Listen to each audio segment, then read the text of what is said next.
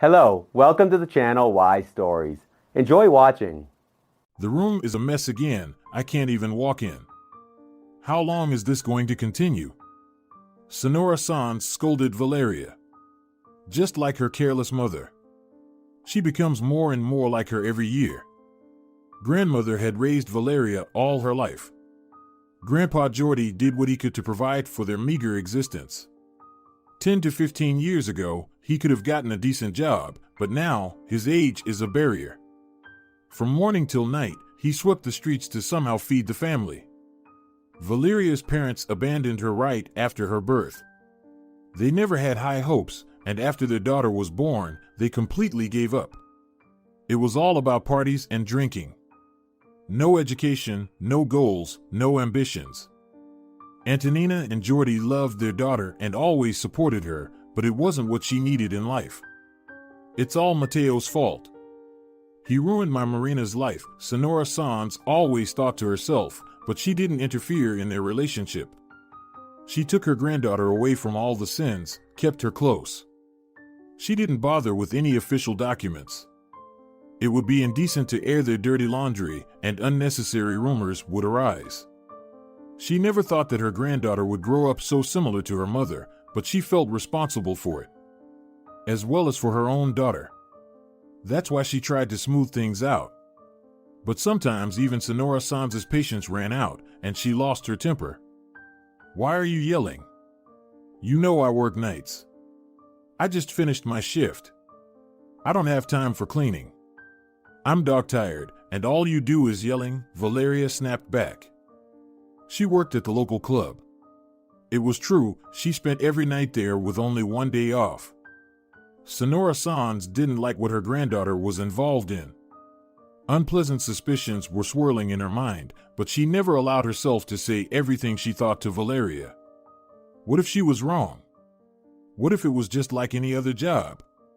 Well, the girl liked working the night shift. What's wrong with that? And she and Jordi, despite their strict upbringing, also enjoyed going to discos when they were young. Granted, it was nothing like the modern youth, but times change. She didn't want to think poorly of her granddaughter, so she pushed away those thoughts as soon as they entered her mind. I'll do the laundry now, and I need to get ready for work. Don't get in my way. I'm already short on time, Valeria said in passing, taking her things to the bathroom. What are you going to do with your life? This is unacceptable. You need to get an education, find a profession. While you're 20, you can get by anywhere, but what about the future? Senora Sanz continued to express her disapproval. I've wanted to have a serious conversation with you for a long time, but you're always too busy. Always rushing somewhere. Oh, spare me the serious talk right now. I told you, I need to get ready. I'll hang the clothes on the balcony and then leave. We have to make do with what we have, but you're always dissatisfied, complaining about everything. And don't badmouth my mother. She is who she is. She turned out the way she did. It's not surprising, no matter what you do, genes play a role, Valeria retorted. How dare you say such things? Your grandpa and I raised her all our lives, taught her good things. We did everything we could to ensure she had an education and a decent job. You didn't live through those difficult times. You weren't even born when we worked 3 jobs just to survive. And when the turbulent years ended, Grandpa managed to get a good job. But it didn't last long, he got old. We had saved up some money, gave it to your mother for housing, and she wasted it all with her idiot.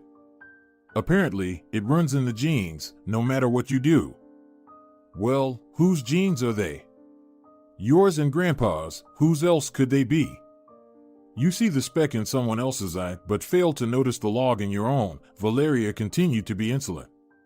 Who forbade me from communicating with my mother? By the way, she hasn't been deprived of parental rights. But you, by some right, decided that she has a negative influence on me. And where's my father now? Go look for him yourself. I haven't seen my parents since the 1st grade. It's good that you haven't seen them, or things would be even worse than they are now. Senora Sanz decided to remain silent about the genes. She and Jordi never drank, but her mother and grandmother met their end with a bottle. Marina inherited from them everything that Senora Sanz couldn't overcome in her daughter, no matter how hard she tried. "Oh, Valeria, hi." A neighbor boy named David noticed the girl on the balcony. He often dropped by to see Valeria, even waiting for her near the entrance. He would bring flowers, sweets, and trinkets. He courted her. But Valeria never took him seriously.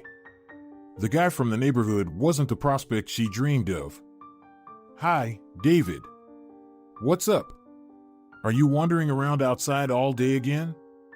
"I'm getting ready for work, by the way," Valeria replied with a smirk. "I was on my way home. I saw you and decided to say hi. By the way, I bought you a gift. Here, take it. It's brand new." He handed her a smartphone. "I see where you got the money from. I don't even want to say it out loud." "Oh, you'll get caught someday." "Well, thanks, I'll go downstairs now." Valeria took the phone, gathered her things, and went outside. "Oh, David, you supposedly have a car. Can you give me a ride to the club? I'm wearing heels. It's such a hassle to take public transport, walk to that bus stop, and wait for it," the girl asked. "Yeah, here's my wreck," David jokingly replied, pointing to his rusty car. "Does this piece of junk still run?" Valeria sneered sarcastically. "If you don't like the transportation, go on foot," David replied, offended. All right, why are you getting all worked up? Let's go." On the way, they laughed and joked a lot. David was a simple and cheerful guy, always ready to help and provide support.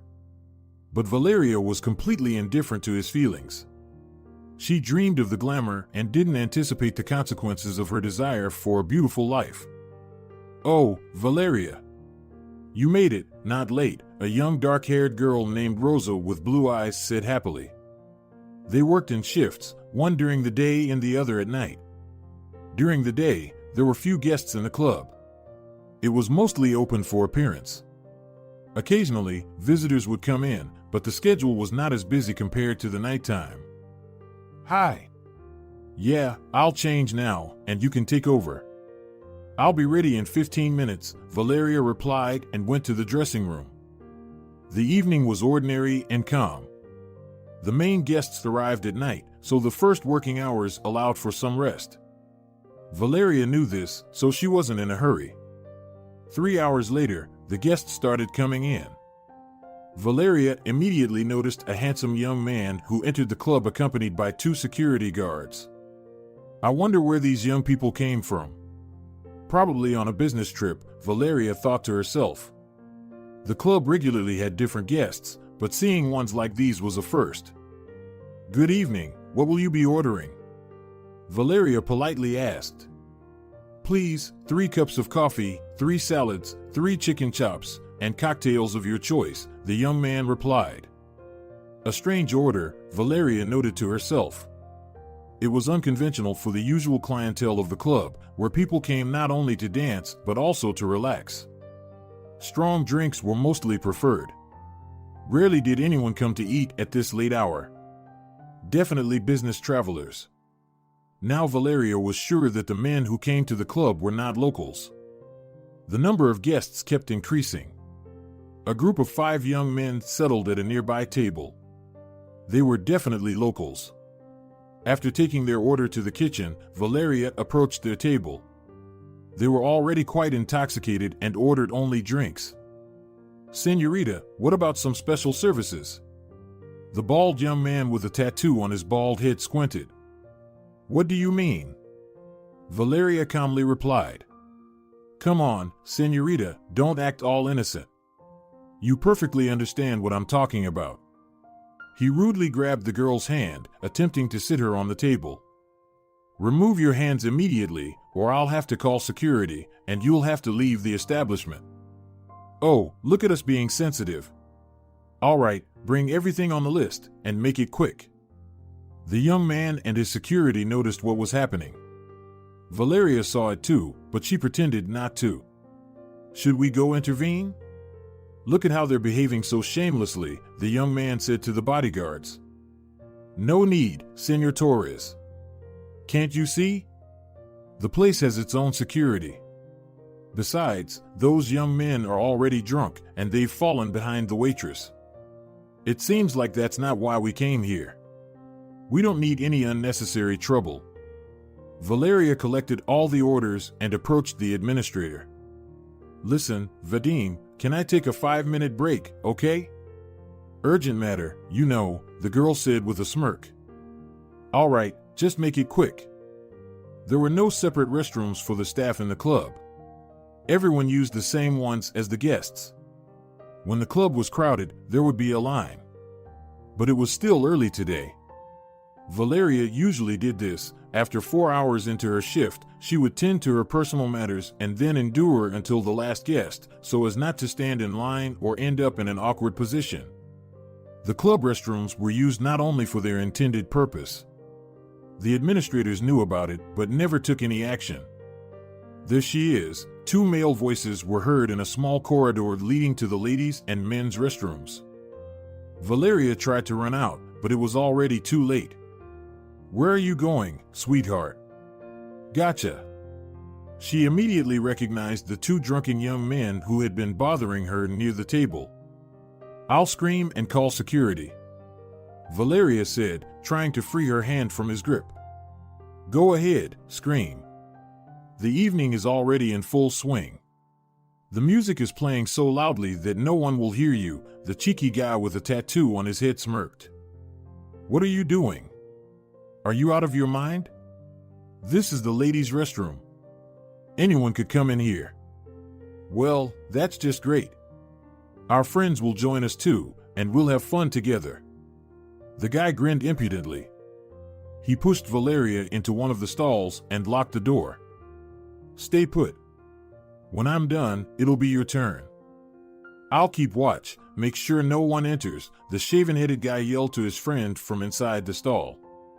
Don't worry, I'll be gentle, the shaven-headed guy said with a sarcastic tone.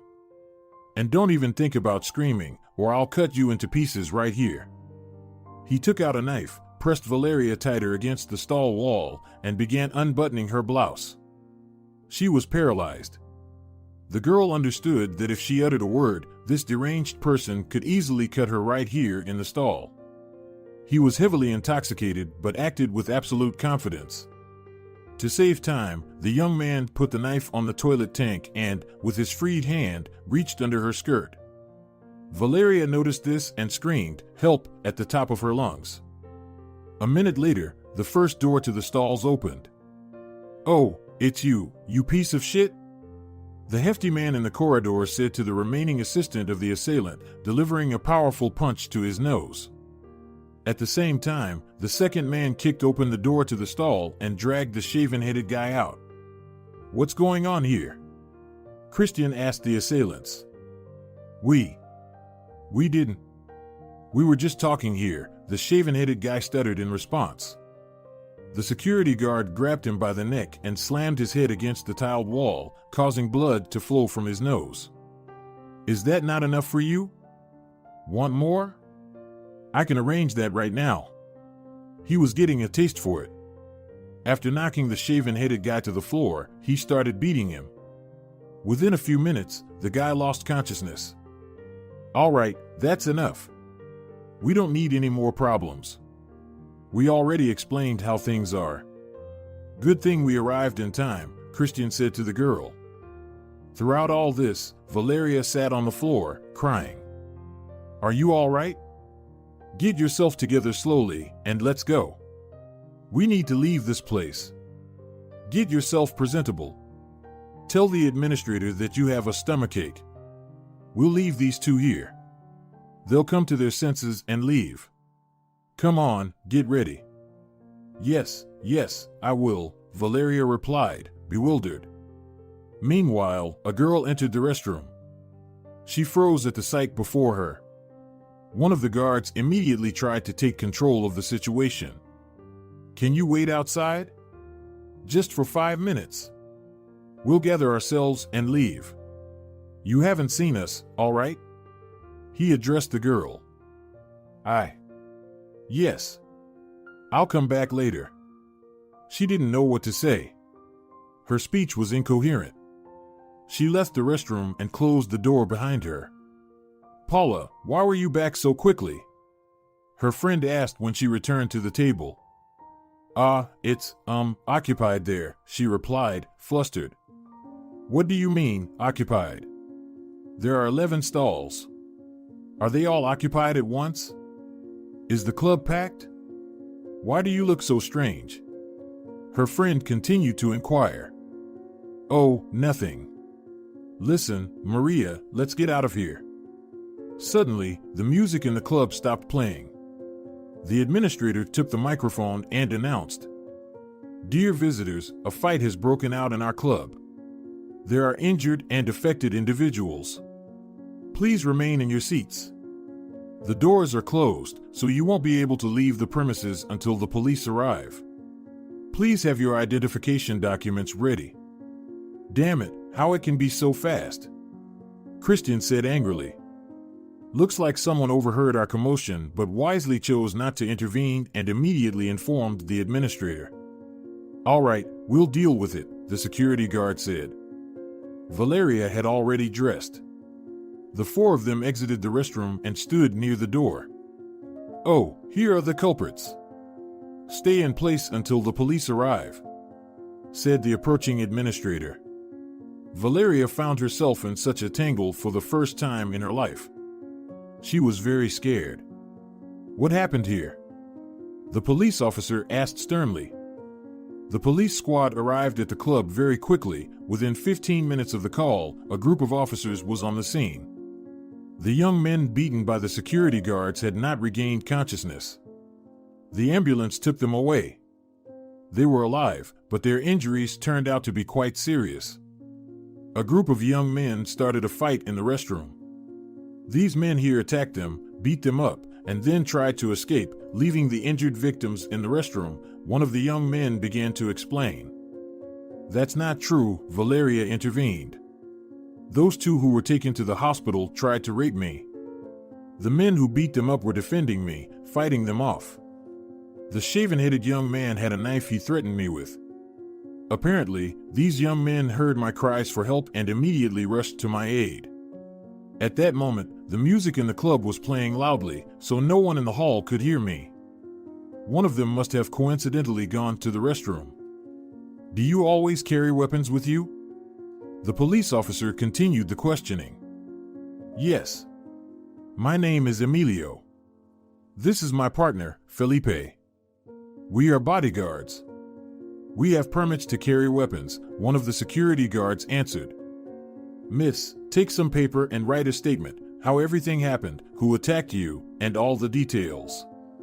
The three of you, prepare your documents and permits for carrying weapons, licenses, everything you have, the police officer addressed Valeria, Christian, Emilio, and Felipe. Has anything similar happened at your club before? This question was directed at the administrator. No, not at all.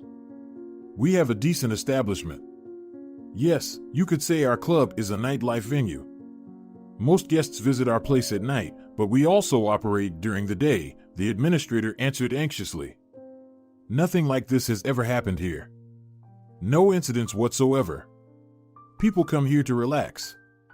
Many visitors are regulars. This is the first time something like this has occurred. All right.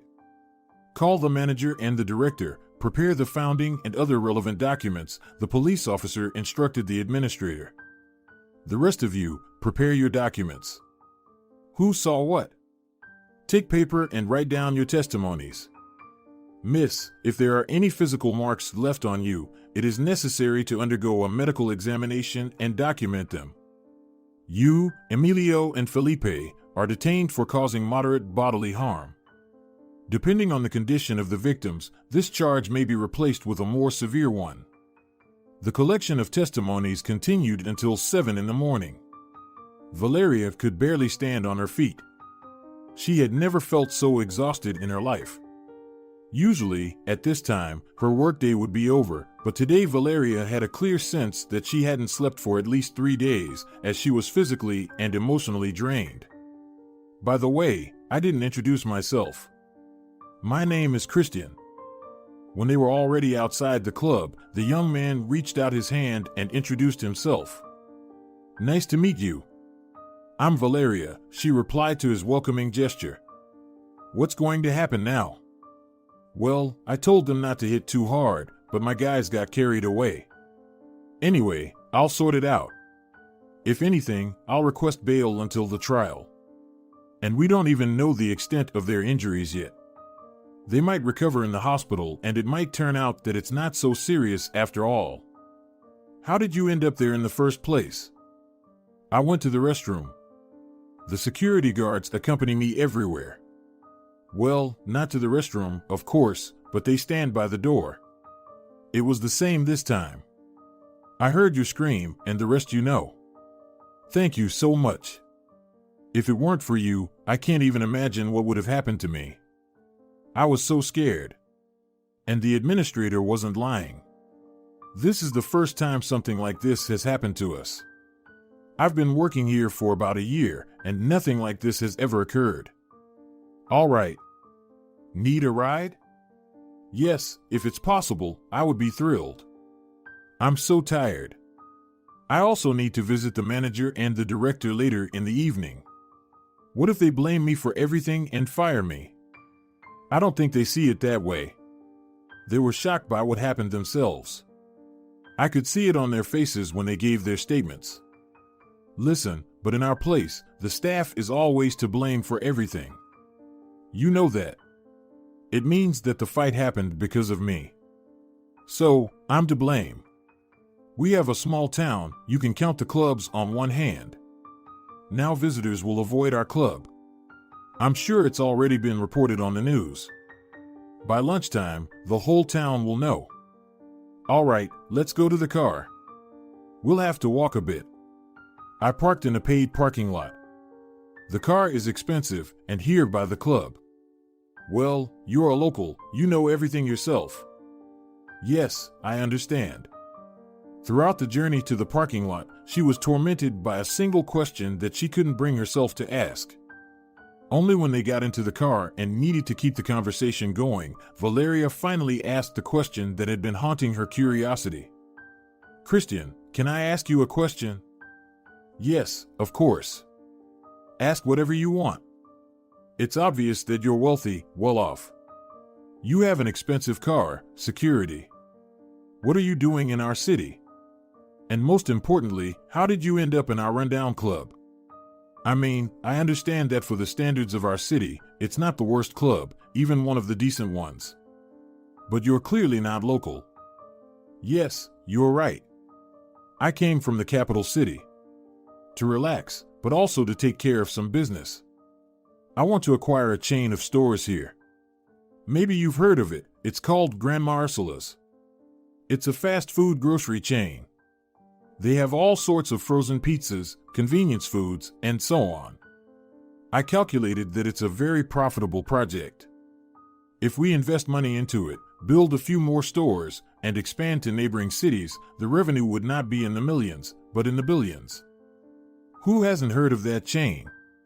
Of course, I've heard of it. Their products, as you know, are just meat-containing foods, but they have a high demand. You're right. Well done.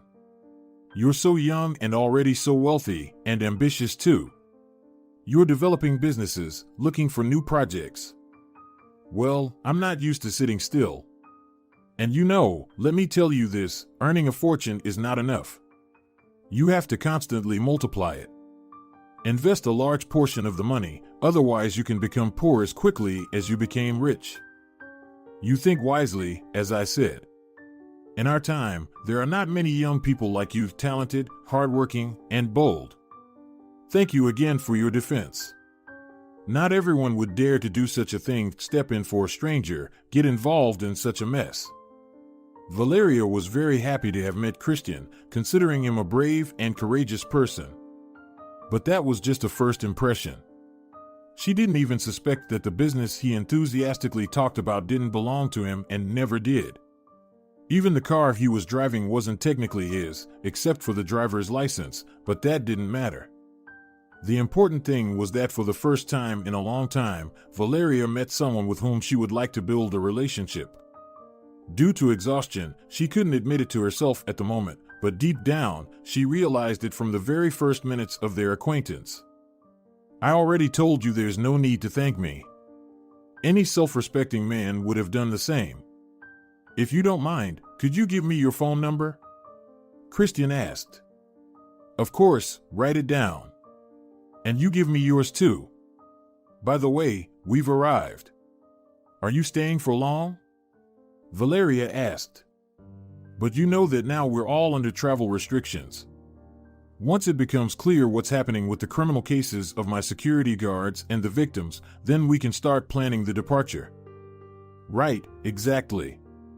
I'm feeling so sleepy, sorry. Should I walk you to your apartment? No, thank you. My grandparents are at home. I'll manage on my own. Valeria stumbled back to her floor, feeling like she was walking on cotton wool. She was lucky that neither Senora Sanz nor Senor Romero had turned on the television yet. It was early in the morning. Her grandmother was still asleep, and her grandfather had already left for work. Fortunately, she didn't run into him in the courtyard, and her grandmother didn't even wake up when she entered the apartment. Valeria closed herself in her room, burst into tears, and exhausted, fell asleep. Good Lord, what is happening? Moaned Senora Sanz, listening to the news on TV. Valeria, wake up. Now you're famous throughout the whole city. People are talking about you. Hearing her grandmother's voice, Valeria knew that a difficult conversation awaited her. But it wasn't just with her grandmother that she had to explain herself. Through her drowsiness, she could hear phone calls. She was sure it was the club manager. How are you going to look people in the eye now? Senora Sanz said as soon as Valeria entered the kitchen. Did you even think about what people will say? What was I supposed to do, Grandma? Allow them to rape me, keep silent, not involve the police? What should I have done to satisfy our neighbors and acquaintances? Valeria shouted. Well, at least you shouldn't have beaten them. Your buddies beat them so severely that they ended up in the hospital. Buddies. What a choice of words. They're not my buddies at all. We only met yesterday. The guy who stood up for me was partying at that club. He went to the restroom, heard the screams, and called his security for help. He acted like a real man. In our time, that's a very worthy act. I'm not arguing with that, Valeria. But do you understand what you've done? And who is this guy with his security? Even the wealthiest people in our town don't walk around with security. Some kind of fussy dandy? Oh, I'm not in the mood for these conversations right now. I need to go to work, the manager called. We'll talk in the evening. Her worst fears were coming true. When she arrived at work, the manager was as dark as a storm cloud. Valeria had never seen him like that before. Good day, Senor Ibanez, Valeria said, entering his office. You can't call it a good day, the man replied. We need to have a serious conversation. How could you allow something like this to happen in our club? How could I allow it? What could I have done? Do you even know what you're talking about?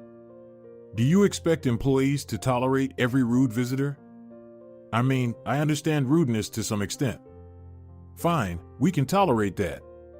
But these were genuine criminals who attacked me, ambushing me in the restroom. One of them had a knife. And what was I supposed to do? And do you at least understand what people will say about us in the city now? That in our club, employees are being raped in the restrooms, which means they can also assault female visitors. No one will come to us anymore. The club can be closed without hesitation. I understand that if we were in capital, such things happen all the time. But this is the first time for us. But the most important thing is not even that, it's the fact that rumors spread lightning fast here. How do you plan to live your life now that you've become a defendant in a high-profile criminal case? Do you realize that you'll be lucky if you're only hired to clean floors or sweep streets in our city? Valeria was filled with indignation at such injustice. Were they really so indifferent? Was her life and anyone else's life really so insignificant? I wonder how many similar cases you've covered up during the club's operation. She sarcastically asked. I'll repeat it to you, this is the first such case. Don't twist the facts. He was so angry that not only did he slam his fist on the table, but he also erupted in a shout. Valeria submitted her resignation letter and rushed out of the club. She didn't want to go home at all. The only person who could understand and support her at that moment was Christian. So she called him. Christian, what's happening there? Don Torres was furious after hearing the news. You can't be trusted with anything. Why did I send you there? To negotiate the purchase of a chain of stores. And what are you doing there? Hanging out at clubs and getting into fights? Dad, don't yell at me. It's not my fault it turned out this way. Would you have suggested pretending that nothing happened and just leaving? Christian shouted back into the phone. That's not what I'm talking about. I'm talking about the fact that you shouldn't have been there at all. What were you doing there? Well, I wanted to relax. Don't I have the right to do that? There's nowhere else to go around here, you know that yourself. The town is small, and there aren't many places to go. He has a right. I gave you too many liberties from childhood and allowed too much. And look what has come out of it. You could have gone to a cafe to hang out. But no, you had to go to a nightclub. I knew it wasn't capital for you, but you still got into trouble. All right, Dad, don't scold me. But it seems like I found what you asked for. You remember our conversation, right? What are you talking about? Oh, you mean that girl you saved from rapists at the club? Are you sure she's exactly what we need? Yes, I'm sure, Dad. But we'll set everything up a little differently, not as we originally planned. I'll tell you my plan when you come to the city. I should come to you, but I'm under a travel ban until the case is resolved. And Emilio and Felipe are under arrest. All right, I understand. I'll leave tomorrow. Find me a decent apartment. It seems like I'll have to stay there for a long time. And yes, prepare a report on the outcome of the negotiations for the chain of stores. All right, Dad, see you soon. Christian spent the whole day on the road. The most important thing for him was to resolve the issue with the security guards. They shouldn't remain in pretrial detention. Christian decided that he should visit the victims in the hospital first and then go to the police. Perhaps he could negotiate with them, but he wasn't going to see them just for that reason. Who are you visiting, or did you bring someone here? The duty doctor asked when Christian approached the registration window. Good day. Yesterday, 2 guys with injuries were brought here. I wanted to know how they're doing and talk to them. Are you a relative or a friend? I'm their neighbor. I found out what happened to them and decided to visit, see if they need any help. They're single guys. You know, there's no one to take care of them. Just being friendly. He was uttering some nonsense, none of which was true, but the doctor believed him. When Christian entered the ward, the heroes of the recent incident were greatly surprised. Fear was evident in their eyes. They never expected the person who caused their current situation to visit them in the hospital.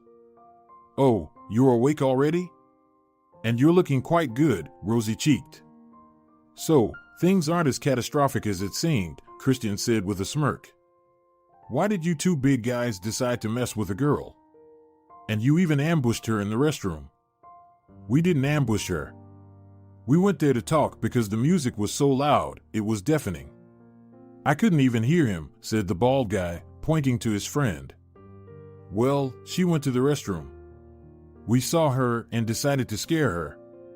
You just didn't hear how she rudely treated us when she served our table. We didn't mean anything serious. We just wanted to startle her. All right, guys. Your lyrical explanation is irrelevant to me. That's not why I came here. Christian threw a thick envelope on the table. This is for you. It will cover your medical expenses. Now, let's talk. The bald guy took the envelope and tucked it under the pillow. In his eyes, a malicious spark gleamed. There he is, all rich, with everything so easy, he thought to himself. He had never seen such money before. He stole, well, small things. A few minor offenses under his belt, but quite short-lived and insignificant. The fact that they turned out to be individuals with a wealthy criminal background played in Christian's favor. I want to know everything you know about that girl you almost assaulted in the club, Christian continued. The city is small for you. You've probably been to this club before. So, most likely, you know who she is, where she's from, what family she comes from. Why are you digging for information? Planning to get married or something? Smirked the bald guy. Even if I do, what do you care?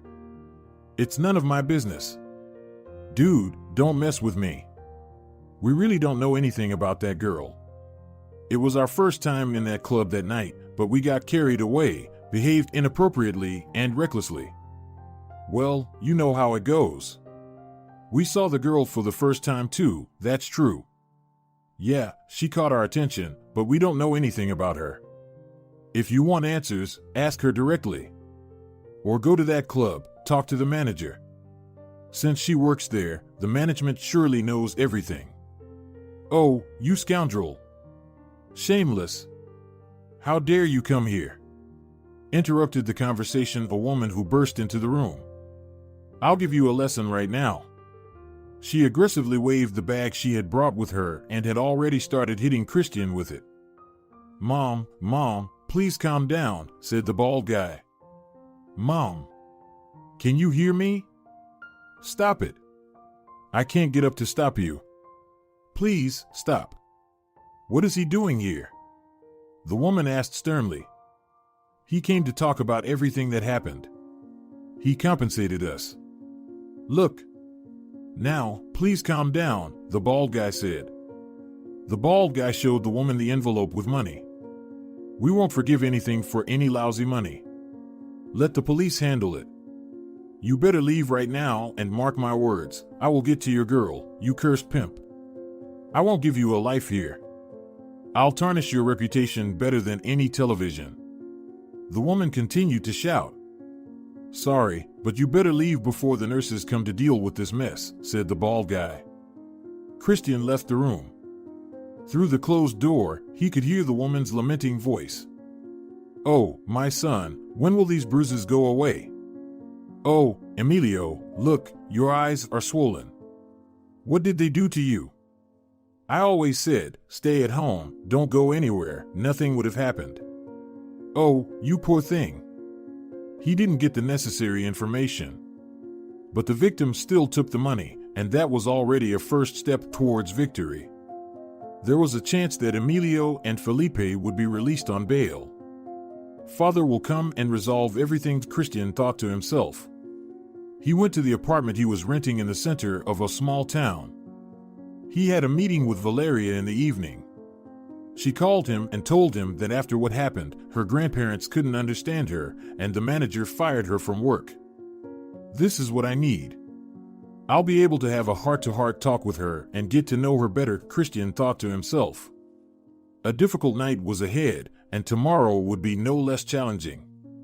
However, his father was coming, and he hadn't even started looking for an apartment for him. Just like many other things. Oh, you treacherous snake. Wretch. I told you I would reach you. The woman shouted at Senora Sanz, trying to enter the apartment. My boys will now be dragged through courts because of your debauchery with her rich brat. I won't let it go like this. Who are you? Maybe you can come in, and we'll talk normally? Senora Sanz replied, making an inviting gesture into the apartment. What is this all about?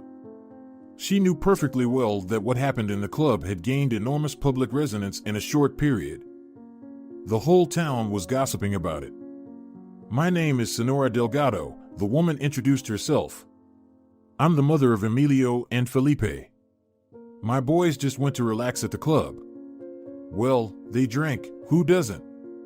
Not only were they harmed by your, how do I put it, bodyguards, but now the neighbors won't let them pass. They say my sons are rapists, criminals. Because of your daughter, or who is she to you, oh my God. The criminal past of her sons didn't interest Senora Delgado at all. It was inherent in her to always defend her sons in everything. She turned a blind eye to their petty thefts, fights, and even convictions. She faithfully fetched things for them, hired lawyers, and bribed police officers whenever the cases weren't too serious. Your girl, I suppose, will get married and leave our little town, the woman continued, but we still have to live here. We can barely make ends meet as it is. My sons have been repeatedly accused of petty thefts. Now they will be dragged into the system to the fullest extent, and I will be left alone in my old age, Senora Delgado continued.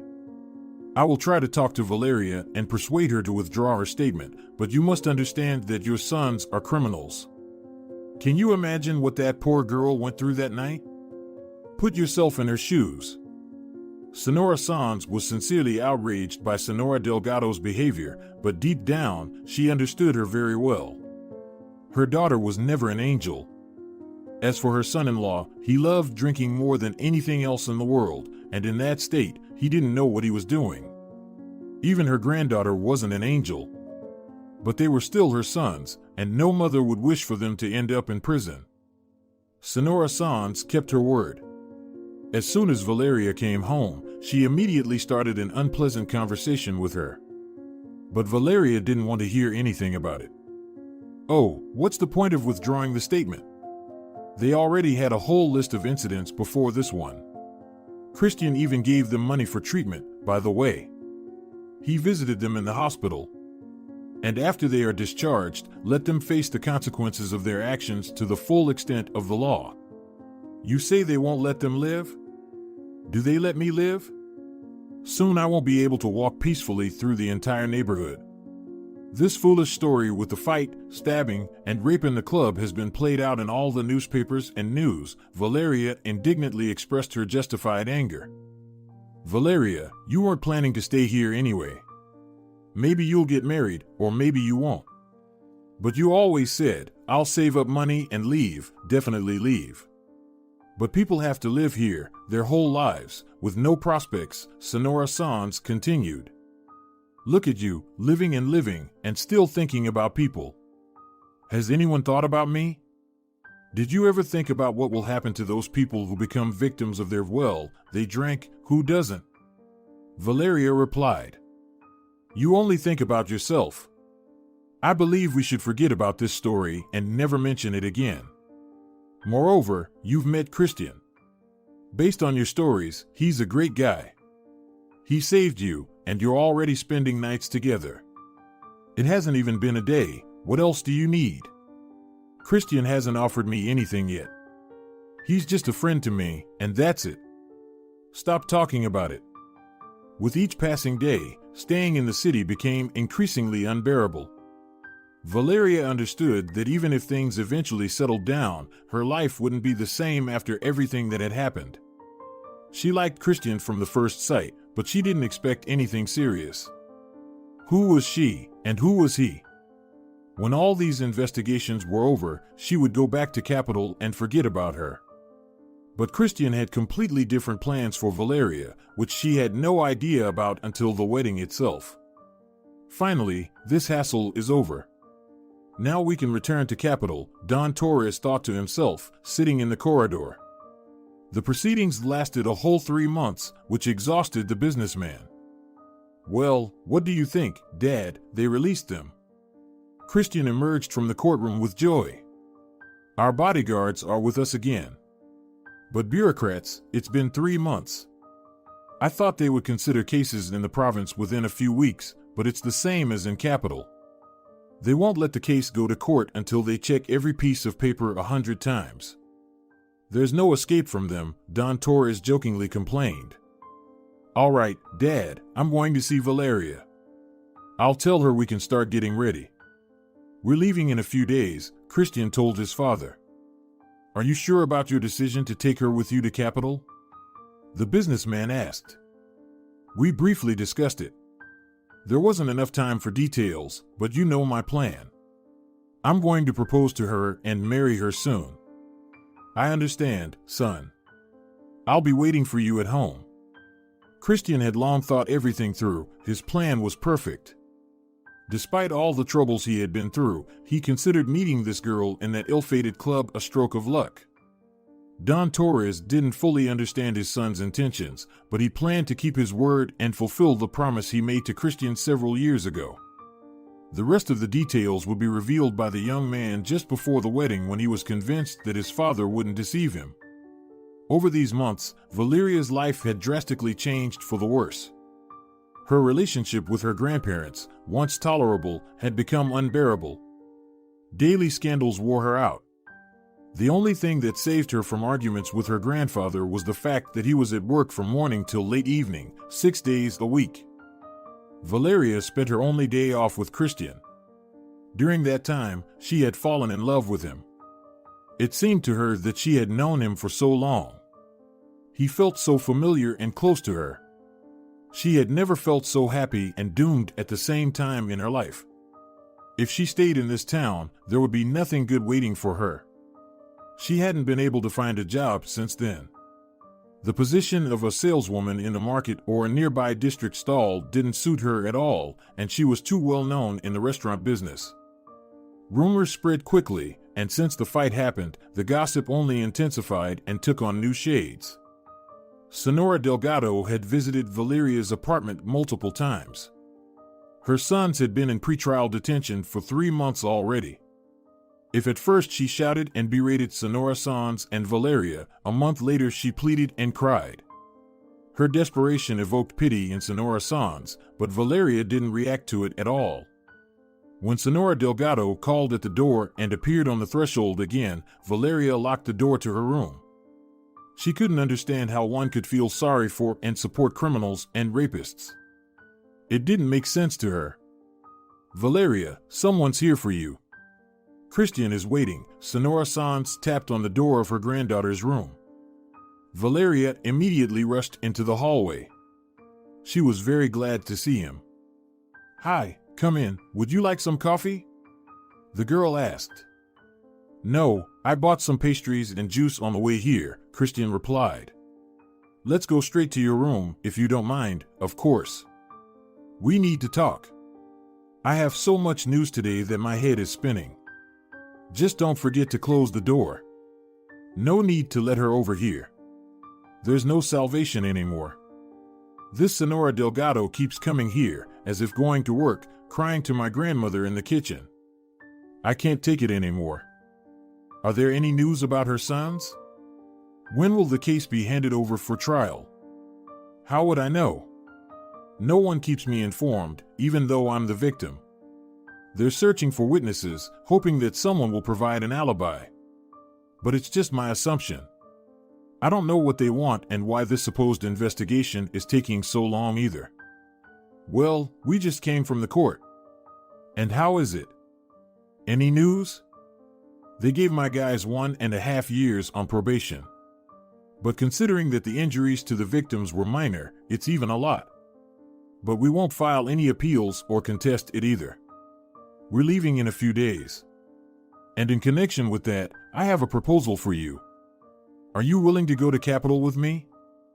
Valeria had been anticipating that Christian would propose for her to leave and, moreover, she had been dreaming about it.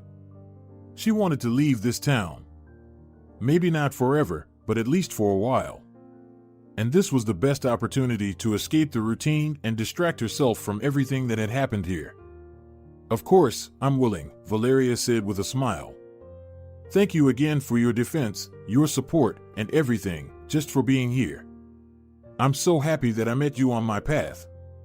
Excellent. Then let's talk about our future. That's not all I wanted to tell you.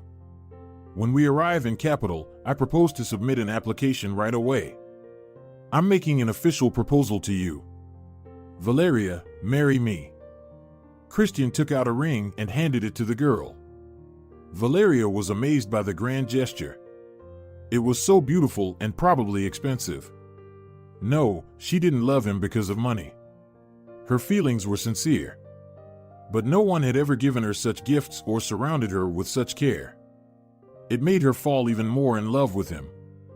Thank you, it's so beautiful. Her eyes were filled with love and gratitude. I need to tell my grandmother. Wait, Christian stopped her. That's still not all. I thought that if we're leaving, and I'm more than certain it's for good, maybe we can meet that unfortunate woman, Senora Delgado. Valeria, don't think that I'm defending them. Yes, they are scum and troublemakers, but you're leaving, and they still have to live here. You won't even cross paths with them on the street. What are you afraid of? Are you suggesting that I confess to false testimony and say that they didn't try to rape me and I made it all up? I'll be charged then. No, of course not. Just go and withdraw your statement. Say that you're willing to reconcile. Are you out of your mind? It's not their first crime. Reconciliation is legally impossible in cases like this. But still, go and talk to the investigator. Maybe something can be done. No, Christian, I'm sorry, but I won't do that. Especially since it's legally impossible. He had a knife.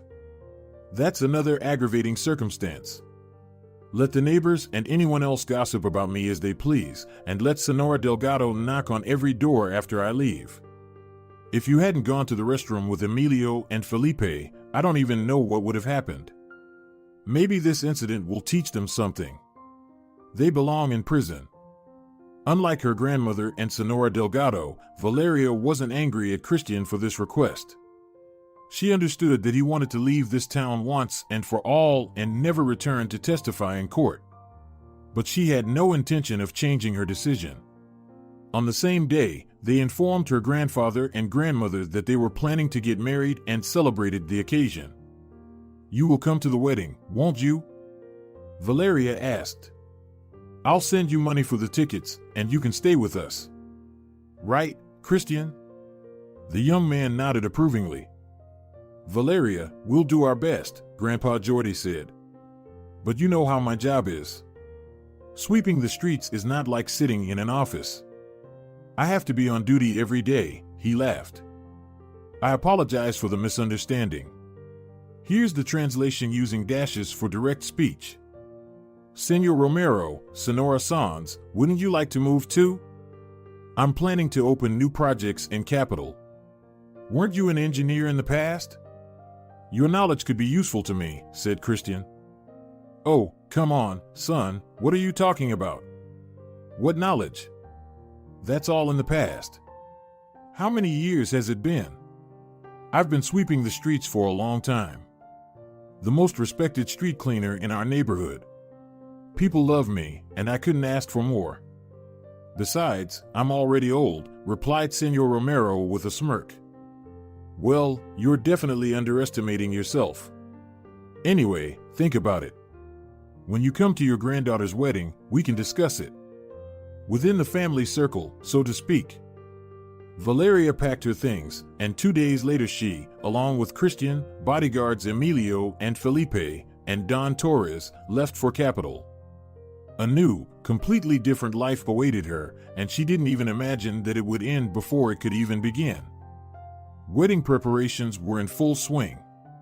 They filed the application on the very next day after arriving in Capital.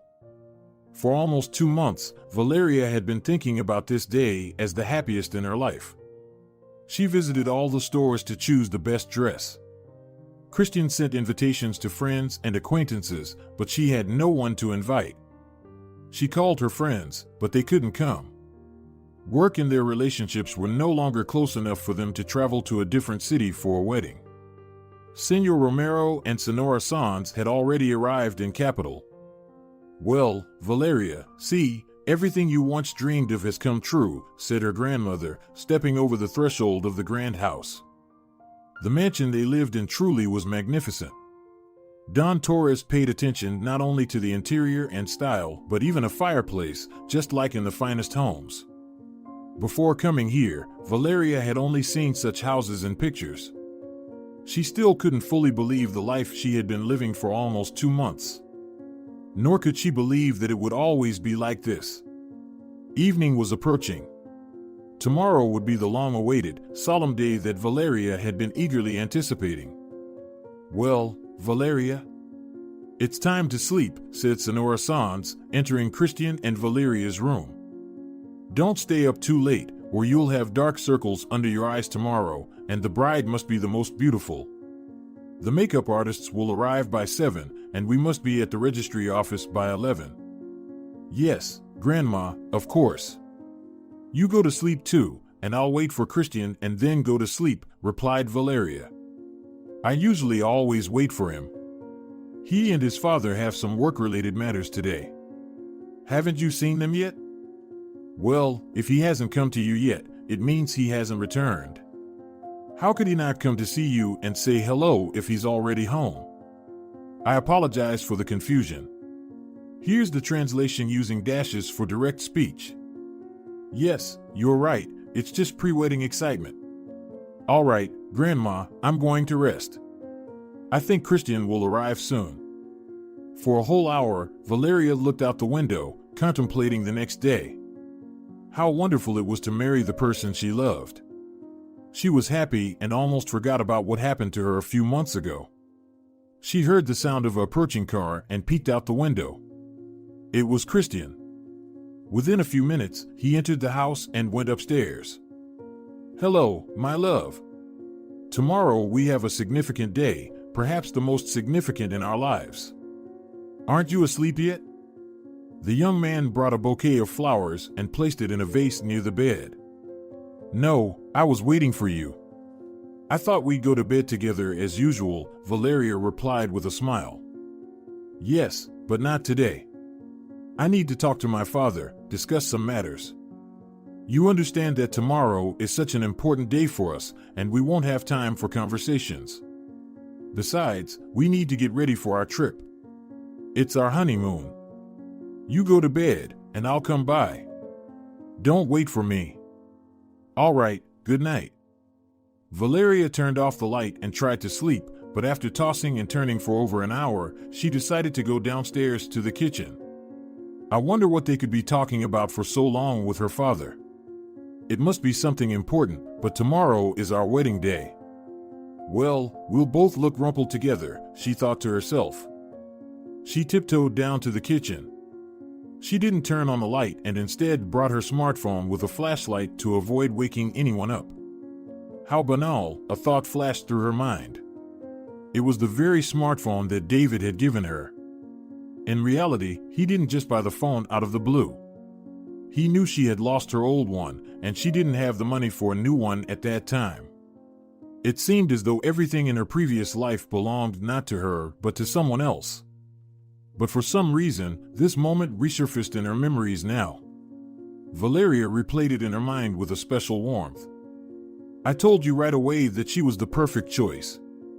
It's you, Father, always doubting, not trusting, stuck in one place. Christian's voice was clearly audible from the study. Valeria became very curious about what they were talking about. She approached the wall near the study, next to which a magnificent large flower stood.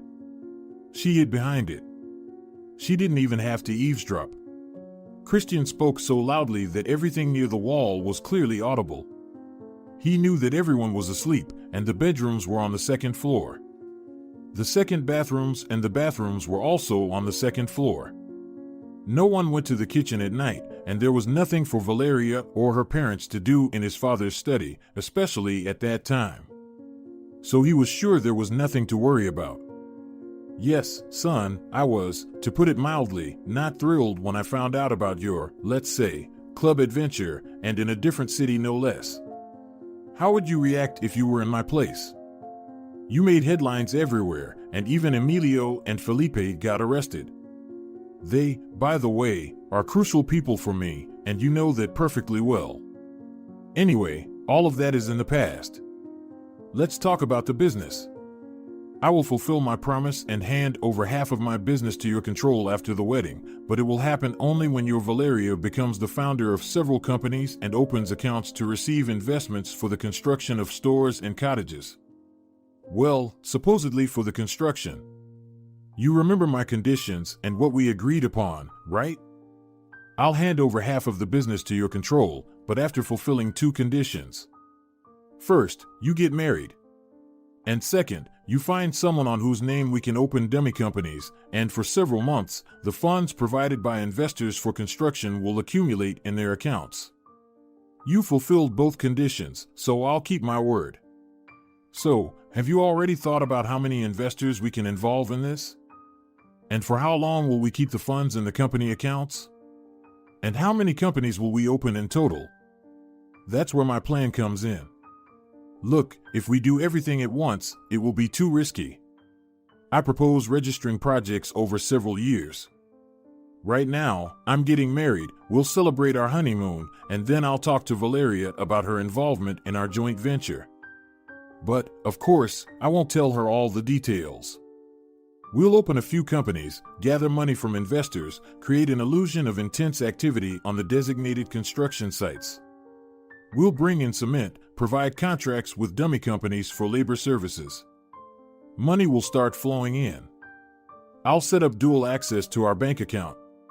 Since we'll be spouses, we can do it remotely without any problems. Any bank provides joint access to an account. After that, I'll withdraw the money, and, of course, no one will find out. Over a few years, we'll amass a fortune. And it's much better than dealing with an unreliable person.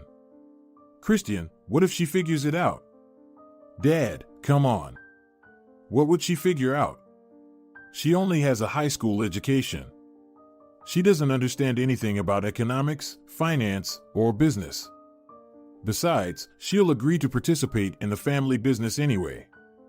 It's prestigious. And I've gotten to know her well during the time we've been together.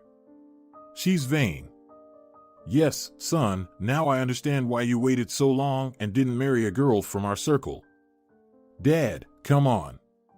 Which girl from our circle would be suitable for pulling off such a subtle and cunning scheme? That's the first thing.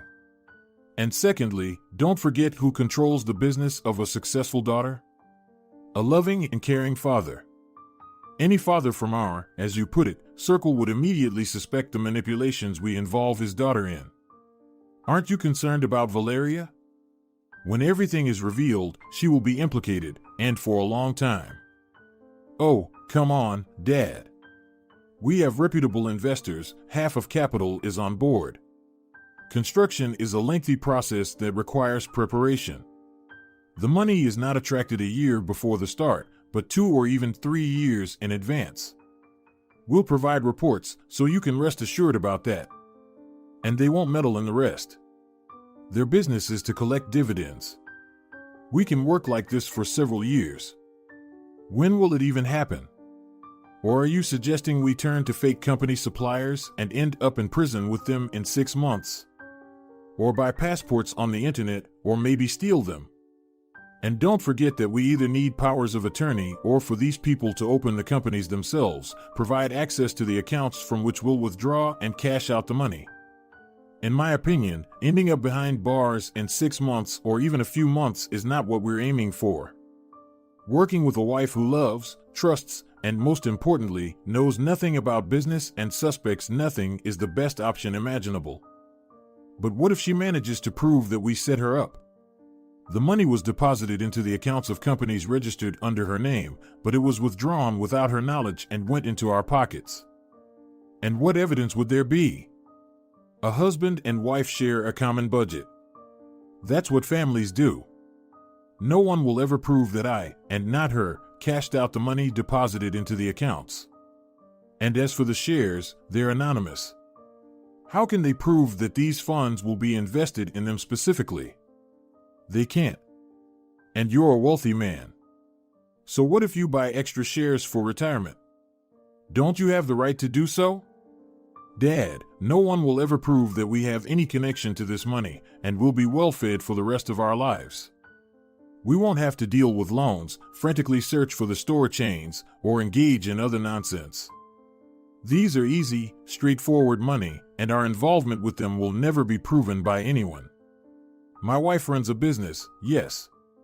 But not all husbands know in detail what their wives are doing, right? And as for her ending up a criminal, it's not my concern. I'm not to blame for that. We're not in the Middle Ages, where a husband is legally responsible for his wife's actions. I told you that the club meeting, even under such circumstances, was a stroke of luck. And you kept protesting, asking why I got involved. Don't worry about relatives and such. I checked. Her mother and father are heavy alcoholics, her grandmother is a housewife, and her grandfather is a janitor. You know that yourself. Well, I've told you my plan. I have a wedding tomorrow. It's time to get some sleep. Upon hearing these words, Valeria cautiously emerged from behind the flowers leaves that had concealed her all this time, quickly went upstairs, entered the room, and dived under the blanket. She couldn't believe what she had heard. Could it be true that Christian had orchestrated all this for such a vile and dirty gain? Perhaps even the encounter in the club wasn't a coincidence? But no, that simply couldn't be, she thought to herself.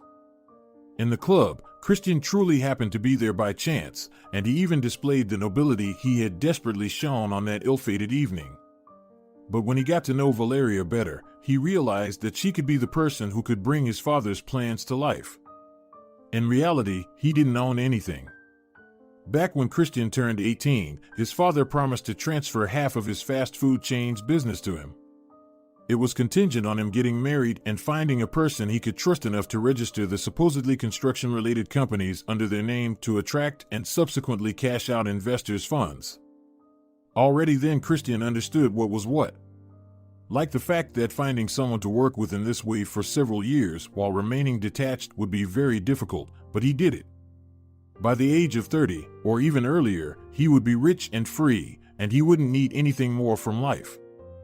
Having finished the conversation with his father, Christian went to the bedroom. By that time, Valeria pretended that she was fast asleep.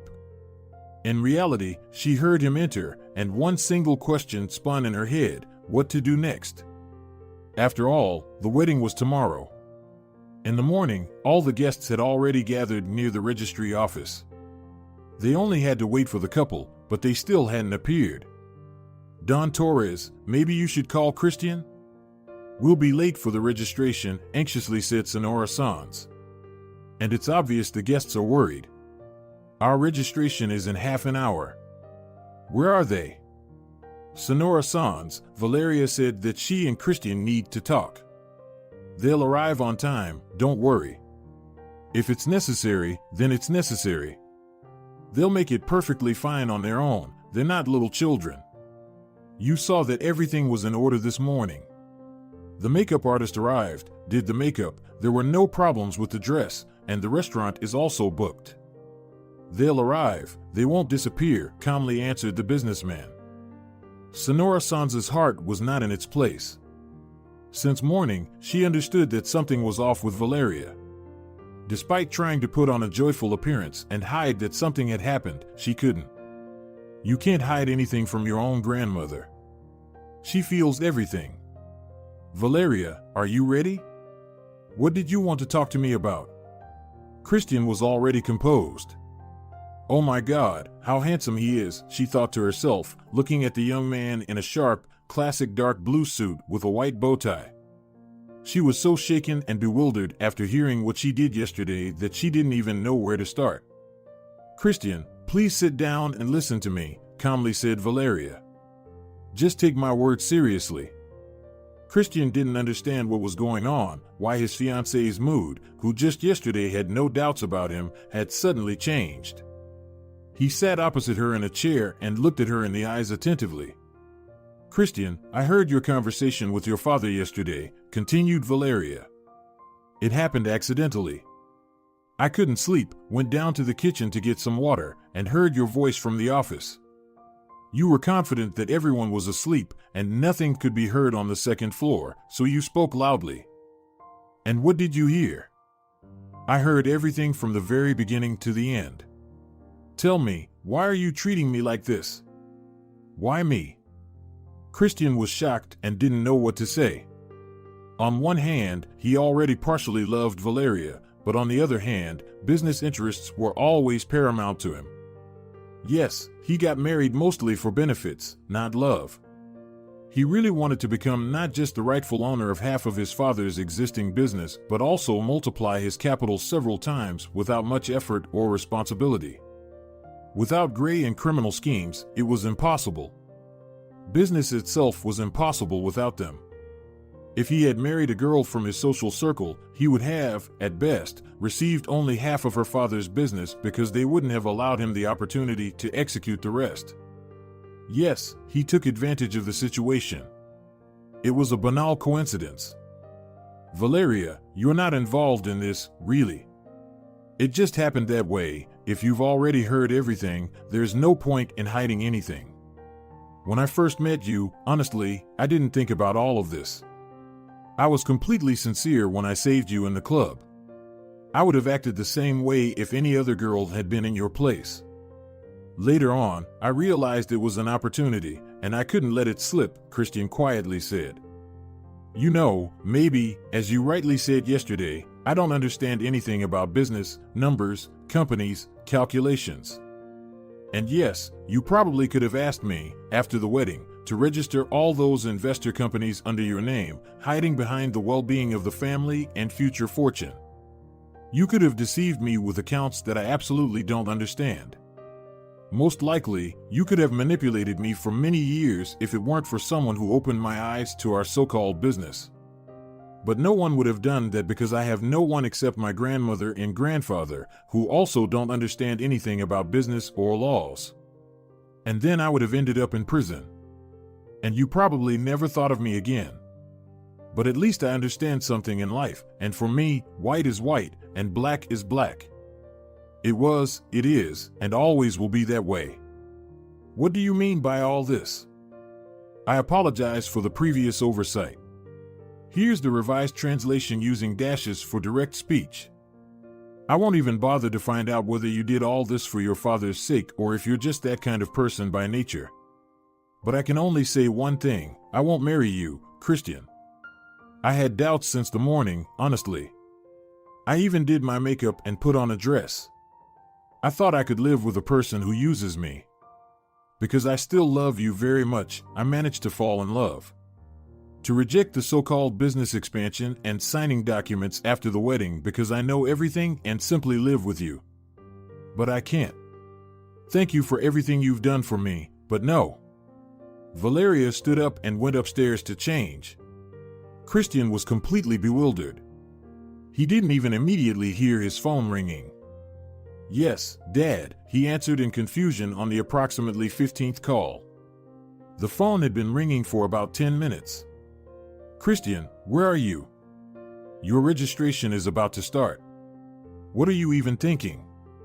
Don Torres asked sternly. Dad, we're not coming. The wedding is canceled. Christian immediately hung up the phone. And where are you going now?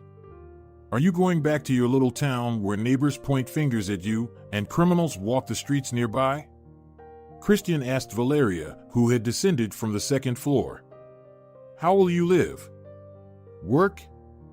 It's none of your business. Why do you care so much?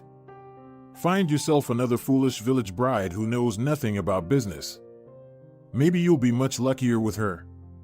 Perhaps she won't accidentally hear what she shouldn't and won't find out what a scoundrel you are. True, it will be very painful later, but what can you do? Apparently that's life. When Valeria left the house and headed towards the bus, she heard that her phone was also ringing incessantly. Valeria, where are you? What happened between you and Christian? Senora Sanz's voice sounded worried on the other end. Don Torres said you're not coming, and the wedding is canceled. What happened there? Just leave that place. Don't forget to pick up your things at Christian and Don Torres's hospitable house. I'll be waiting for you at the train station. We're leaving Capital today, Valeria said and hung up the phone. She felt so empty that it seemed there was nothing left in her soul. Sometimes she wondered if it would have been better if she hadn't overheard that random conversation. Then she could have lived happily in ignorance until a strong blow shattered her entire life, forever changing it. But no. It's better to know the bitter truth now than shed bitter tears later, Valeria thought to herself. It wasn't about Christian's plans. She didn't care about his manipulations. It was about who he was. How could courage and nobility coexist in a person, along with the desire to help others, compassion, and such cunning and unchanging qualities? This thought didn't make sense to the girl. On that same day, Valeria, Senora Sanz, and Senor Romero left capital. In the evening, Christian told his father what had happened between him and Valeria and why she practically ran away from the wedding ceremony. Well, son, coincidences are not accidental. So, you're poor again. Well, congratulations, Don Torres sarcastically replied after listening to Christian's story and closed himself in his office. 2 years passed. Well, you see, it's good that we moved to another city. Senora Sanz couldn't be happier. The apartment sold quickly, and David immediately followed you. Now you have a good job, and you finally started studying. Even though you spend the whole day on the internet, taking some courses, at least you're not spending nights in restaurants and clubs. Immediately after the failed wedding with Christian, Senora Sanz and Senor Romero started selling the apartment. The decision to move was made swiftly, but everyone understood it would be better for Valeria. After everything that happened, she wouldn't have a life there, or it would be so unbearable that they would have to move anyway. Well, it doesn't matter to me. I can find a job as a janitor anywhere, Senor Romero joked when he heard that Senora Sanz decided to sell the apartment.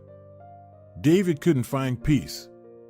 He couldn't imagine his life without Valeria. Knowing what she had been through, he didn't expect any kind of relationship, but he supported her from the day she returned, inviting her for walks, giving her flowers, taking her to the movies, buying ice cream and fruits.